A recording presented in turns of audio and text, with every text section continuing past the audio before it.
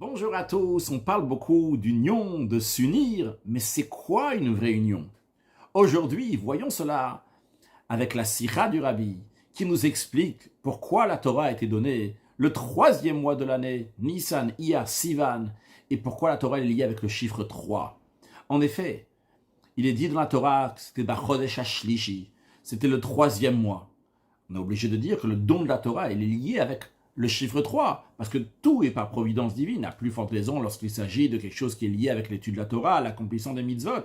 C'est sûr que ce n'est pas providence divine. Si Dieu il a donné la Torah le troisième mois, c'est que le don de la Torah est lié avec le troisième mois. En plus, on le retrouve clairement dans les paroles de nos sages. Nos sages disent que la Torah, elle est partagée en trois: Torah, Nevim et Ktuvim, le Pentateuque, les prophètes, les hagiographes.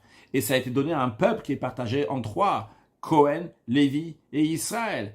Et nos sages disent, et ça a été donné le troisième mois. Donc on voit que nos sages soulignent, ils font le lien entre le don de la Torah et le troisième mois, le chiffre 3. Alors le rabbi demande, pourquoi le chiffre 3? Pourtant, le rôle de la Torah, c'est de dévoiler dans ce monde-là qu'il y a un Dieu unique à travers une Torah qui est un. Donc, la particularité de la Torah s'exprime dans l'unité, dans le echad, et non pas dans le shlishi, dans le shlosha, non pas dans le chiffre 3.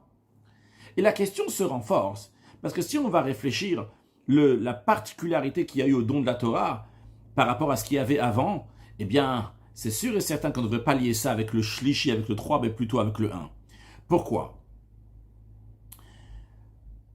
Le troisième mois, ce qui a été donné dans le mois de Sivan, c'est la Torah. Comme on vient de le voir aussi, nos sages disent, c'était Orian Klitaï, une Torah partagée en trois, Beyachat Klitaï dans le troisième mois. Donc c'est la Torah, ce qu'on souligne ici, Torah, et non pas les mitzvot. Parce que les mitzvot, les commandements, il y avait déjà une partie des commandements qui ont été donnés avant le don de la Torah. On avait déjà les 7 lois noachides, puis il y avait la mitzvah de circoncision. Rajoutons à cela aussi donc les mitzvot, les commandements que les Juifs ils ont reçus lorsqu'ils étaient à Mara, donc un endroit qui était avant le don de la Torah. Alors c'est vrai que si on va voir la qualité entre guillemets de ces mitzvot-là, ils n'ont pas la même importance par rapport aux mitzvot qui ont été donnés au don de la Torah.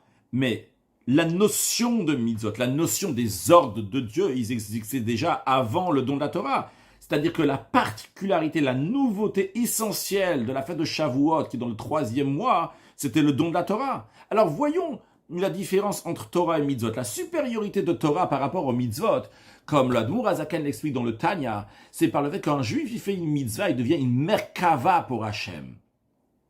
Merkava qui veut dire un char. Il y a un cocher qui dirige le char. Le char, il va pas où il veut.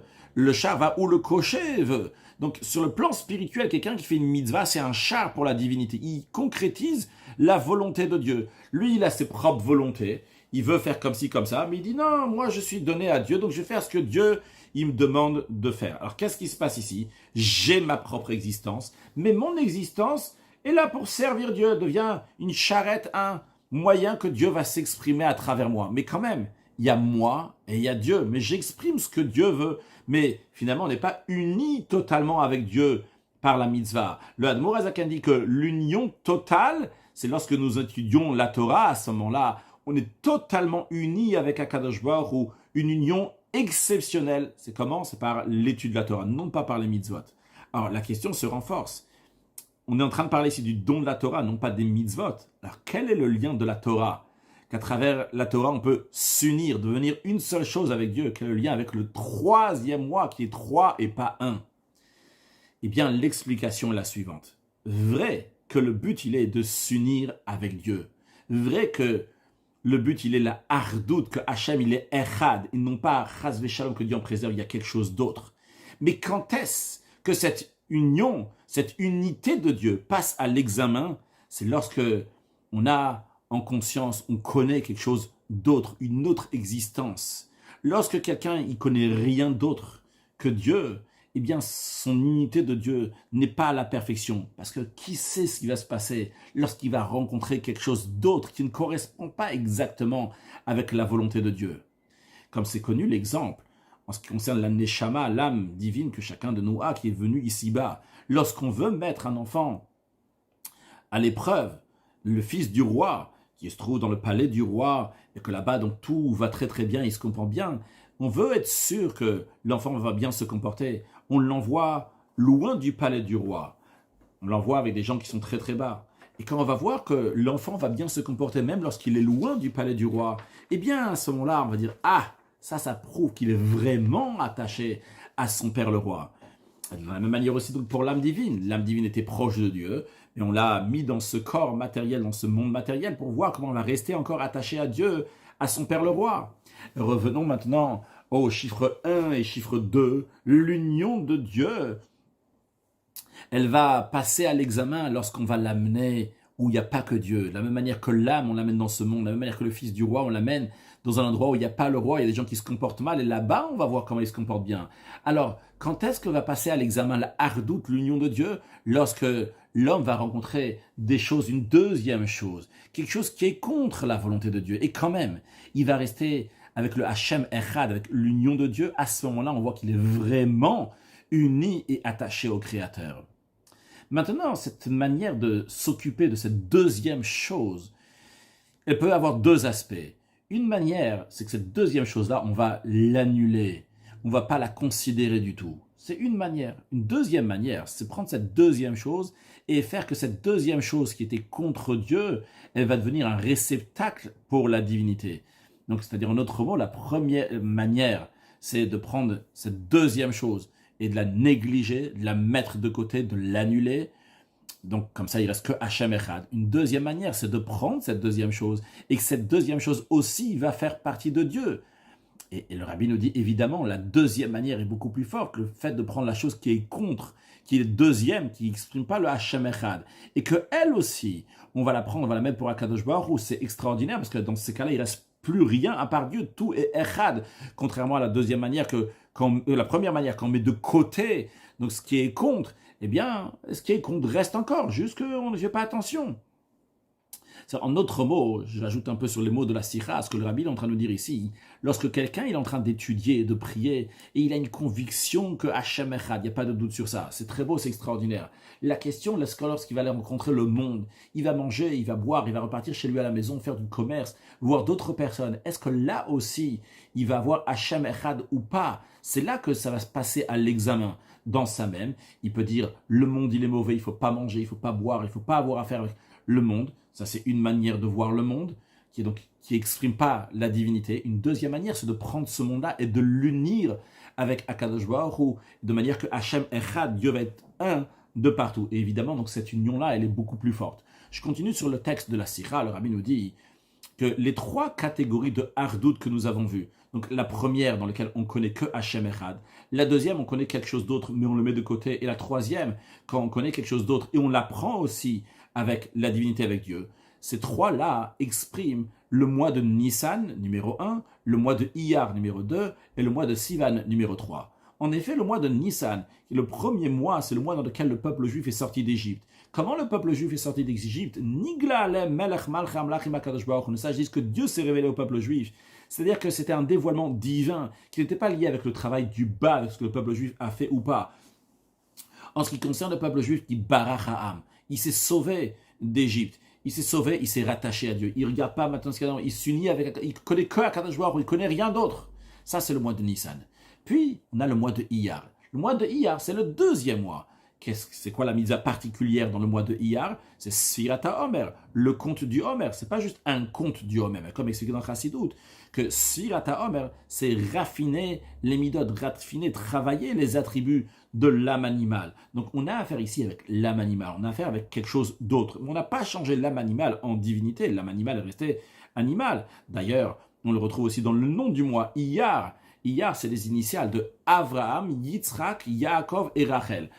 Les trois patriarches et Rachel font référence aux 4 pieds de la Merkava, du char céleste, mais qui correspond aussi donc le char que nous avons parlé tout à l'heure, un char donc est annulé et soumis au cocher, à celui qui chevauche sur le char, mais n'est pas uni avec le cocher, n'est pas uni avec la personne qui chevauche dessus. C'est-à-dire qu'on a ici le Nefesh Haba Mitlam animal, on a quelque chose d'autre, on travaille avec, mais on ne l'a pas fait qu'elle va être aussi Hachem Echad. On travaille avec. Donc, mais il y a déjà il y a déjà une deuxième chose, mais on ne l'a pas encore changé. Donc ça correspond à la deuxième sorte d'union avec Dieu.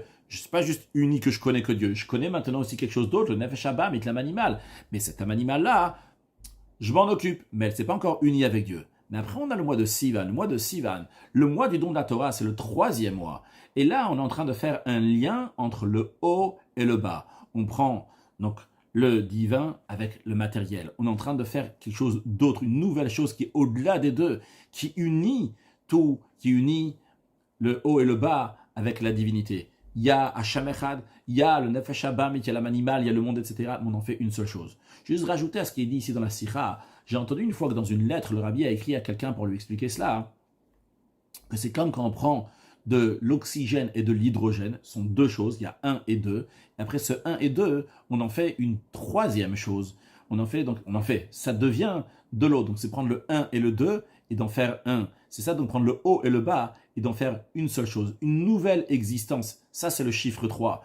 Donc 1 et encore 1, ça fait 3. Parce qu'on a pris 1 et on a pris 1, on a fait quelque chose d'autre ici. On a pris le haut et le bas, on nous a unis une nouvelle Metsiout, une nouvelle existence. Et c'est la raison pour laquelle le rabbi nous dit, je continue sur le texte de la Sikha, le rabbi nous dit, c'est la raison pour laquelle que la Torah elle a été donnée le 3e mois. Parce que l'essentiel, l'essence de la Torah, en effet, c'est l'union avec Dieu. Quand quelqu'un il fait une certaine mitzvah, un commandement de Dieu, c'est vrai qu'il met de côté son existence et il fait la mitzvah de Dieu, mais il ne s'est pas uni avec la mitzvah. Mais par la Torah, le cerveau de l'être humain s'unit avec la sagesse et la volonté d'Akadosh Baruch Hu. Et cette union-là qui vient par la Torah, c'est shlishi, c'est 3. C'est prendre le cerveau de l'homme et l'unir avec la sagesse d'Akadosh Baruch Hu, si on peut s'exprimer d'une telle manière, et en faire une troisième chose, kulachat, qui vont être une seule chose, le cerveau de l'être humain avec la sagesse de Dieu. Et ça, donc, c'est une nouvelle chose ici. Il y a un lien entre le haut et le bas qui s'est fait, qui a amené une troisième chose, ça c'est shlishi. Donc, ça, le rabbi nous dit, c'est quoi la vraie ardoute, la vraie union? C'est pas le chiffre 1. Le chiffre 3, c'est lui qui exprime vraiment l'union. Parce qu'il a pris le 1 et le 2, et il en a fait un 3. Et le rabbi conclut, c'est aussi la raison pour laquelle donc, en tout cas, on a répondu à la question pourquoi la Torah est donnée le 3e mois. La Torah, en effet, exprime l'union. Mais c'est quoi l'union? C'est de prendre le 1 et le 2 et d'en faire un 3. Et ça, c'est toute l'idée du don de la Torah, d'unir le bas et le haut et d'en faire quelque chose d'autre, une nouvelle Betsiout. Et le rabbi conclut, c'est pour ça aussi que Moshe Kibel Torah Missinaï, que Moshe il a reçu la Torah de Sinaï.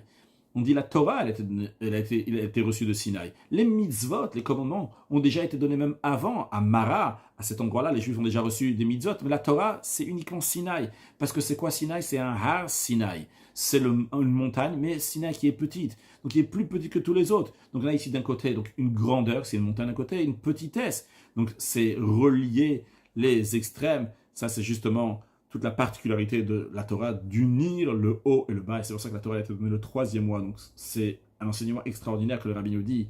Comment on fait de l'union? C'est que le 1 et le 2, on va être unis avec quelqu'un d'autre et on va faire seulement une seule chose. Non pas deux qui s'unissent, mais une seule chose. C'est des choses à réfléchir. Cette notion-là aussi bien dans la vie communautaire, dans la vie de couple, dans la vie de société, etc. C'est quoi une vraie union? C'est d'être tous ensemble. Qui ish echad, belev echad, un seul homme, un seul cœur, et tous ensemble, Kabbalata Torah, Besimcha, Bepnimiut, recevoir la Torah avec joie et de manière intérieure. Une excellente journée.